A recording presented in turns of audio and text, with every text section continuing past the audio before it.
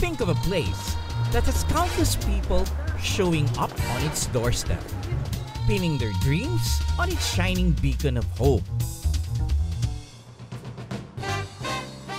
The world's center for finance, commerce, fashion, the performing arts, indeed perhaps the center of the world. This is New York, and though millions have bitten into the Big Apple, it is a city that can be anything you want it to be. Join us as we show you New York City as we've known it over the years.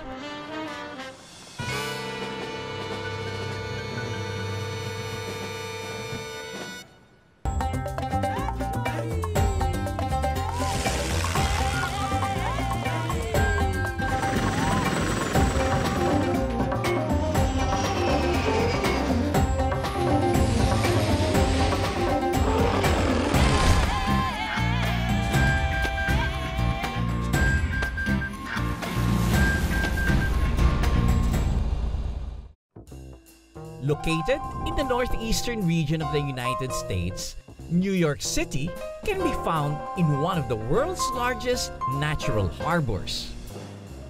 It is a pulsating metropolis with its 8 million people competing for space with about 50 million visitors a year.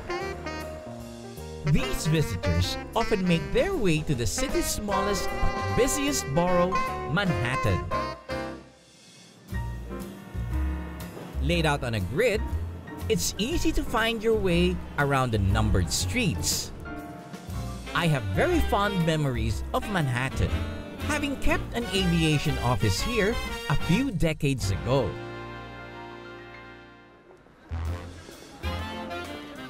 Manhattan has one of the world's most recognizable skylines. The word skyscraper was coined here, when steel-framed buildings were combined with elevators, allowing them to reach greater heights. Supporting the hundreds of skyscrapers is an ancient bedrock below the city that has become an immovable foundation for these towering giants.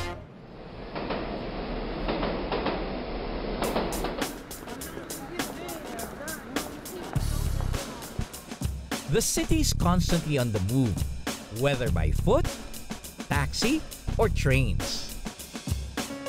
Railroads transformed New York in the 1800s, making the city a cultural and commercial capital. The Grand Central Terminal, built in 1913, was the majestic landmark the emerging city served. The vast main concourse has witnessed countless tearful goodbyes and joyful reunions for over a century. Needless to say, the terminal is an architectural masterpiece. Its celestial ceiling has prompted visitors to look up and marvel at a beautiful mural of zodiac signs and constellations. The terminal is the third busiest train station in Northern America. It also contains a connection to the New York City subway. Built in 1904, the subway is one of the world's oldest public transit systems, which also has the most number of stations. With 472 stations in operation, around 6 million people can ride the subway system on a daily basis. It is an incredible operation happening underneath the city's tall skyscrapers, making the city that never sleeps into the city that never keeps still.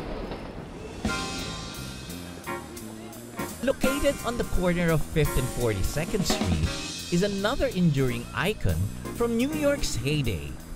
On a cold and gloomy morning like this, the best way to spend your time is reading a book in the library. Opening in 1911, the New York Public Library was the largest marble structure ever built in the United States.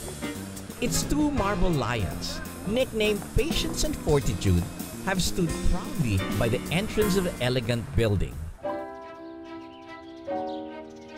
It was an ambitious project for the emerging city, with 7 floors of books topped by a massive reading room.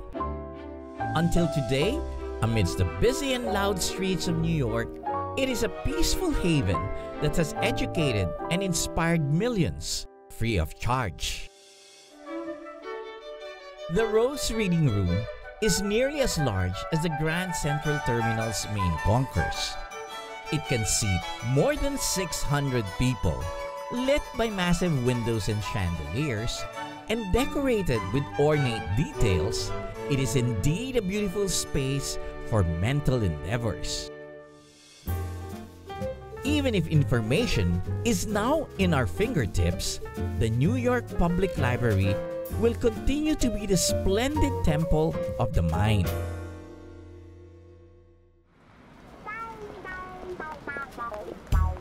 Talking about icons, perhaps no other natural landmark is more beloved by New Yorkers than the 800-acre Central Park. It's always nice to take a break and walk in Central Park from busy New York, even during winter time.